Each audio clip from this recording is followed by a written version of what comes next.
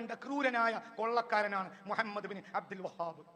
ക്രൂരനായ കൊള്ളക്കാരൻ. അയാൾ ഒരു മുസ്ലിം നേതാവ് പോയിട്ട് നവോത്ഥാന നായകനും മുഹമ്മദ് ബിൻ അബ്ദുൽ വഹാബ് കള്ളൻ, കൊള്ളക്കാരൻ, ക്രൂരനായ. ഇന്ന് നമ്മുടെ നാട്ടിൽ റഹ്മത്തുള്ള ഖാസിമിയെ പോലെയുള്ള പിഴച്ച പ്രബോധകന്മാർ അവർ പറഞ്ഞ് നടക്കുന്നത് എന്താണ്?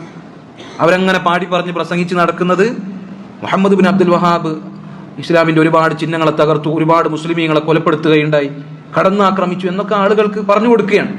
യഥാർത്ഥത്തിൽ ഷെയ്ഖ് റഹിമഹുല്ലാഹ് അദ്ദേഹത്തിന്റെ ചരിത്രം മനസ്സിലാക്കി കഴിഞ്ഞാൽ എന്താണ് സംഭവിച്ചിട്ടുള്ളത്?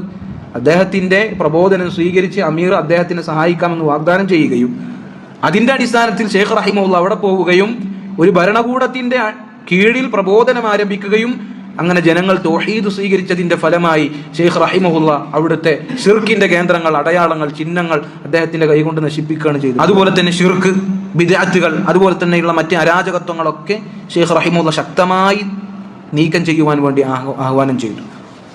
അതൊക്കെ നീക്കിക്കളയാൻ, ഷിർക്കിന്റെയും ബിദ്അത്തിന്റെയും കേന്ദ്രങ്ങൾ പൂട്ടിക്കുവാൻ ഷെയ്ഖ് റഹിമഹുല്ലാഹ് അദ്ദേഹം കഠിനമായി അധ്വാനിച്ചു. അങ്ങനെ ഉയൈനയിൽ തൗഹീദിന്റെ വെളിച്ചം വീശാൻ തുടങ്ങി. തൗഹീദ് അവിടെ പ്രചരിക്കാൻ തുടങ്ങി. ഷിർക്കിന്റെ ചിഹ്നങ്ങൾ, ഷിർക്കിന്റെ കേന്ദ്രങ്ങൾ, ജാറങ്ങൾ, മഖബറകൾ, ആഗ്രഹങ്ങൾ സഫലീകരിക്കുന്നതിനുമാണ് ആളുകൾ നേർച്ച വഴിപാടുകളുമായി പോകുന്ന സ്ഥലങ്ങൾ, ഇതൊക്കെ ഷെയ്ഖ് റഹിമഹുല്ലാഹ് അദ്ദേഹം നശിപ്പിക്കുകയുണ്ടായി. ഇതൊക്കെ നശിപ്പിച്ചു, കുറെ കുബ്ബ തകർത്തു, ഖബർ പൊളിച്ചു എന്നൊക്കെ പറയുമ്പോഴാണ് ചില ആളുകൾക്ക് പ്രശ്നം ഉണ്ടാകുന്നത്. അത് ഷെയ്ഖ് റഹിമഹുല്ലാഹ് ഒരു അമീറിന്റെ കീഴിൽ, ഒരു ഭരണകൂടത്തിന്റെ കീഴിലാണ് അദ്ദേഹം ചെയ്തിട്ടുള്ളത്. അതല്ലാതെ കടന്നാക്രമിച്ച് ഒരുപാട് മുസ്ലിമീങ്ങളെ വധിക്കുകയോ അവിടുത്തെ ഭരണം പിടിച്ചുകൂടാൻ വേണ്ടി അദ്ദേഹം തീവ്രവാദ പ്രവർത്തനങ്ങൾ നടത്തുകയോ അല്ല ചെയ്തത്.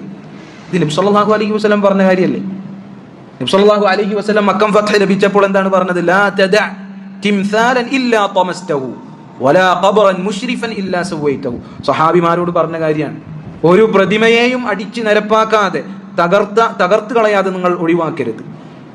വലാ ഖബറൻ മുശ്രിഫൻ ഇല്ലാ സവൈതഹു, പൊന്തി നിൽക്കുന്ന ഒരു ഖബറിനെയും നിങ്ങൾ നിരപ്പാക്കാതെ വിടരുത്. അത് തന്നെയാണ് ഷെയ്ഖ് റഹിമഹുല്ലാഹ് അദ്ദേഹം ഇസ്ലാമിക ഭരണകൂടത്തിന്റെ കീഴിൽ അദ്ദേഹം കാഴ്ചവെച്ചത്. അത് തന്നെയാണ്.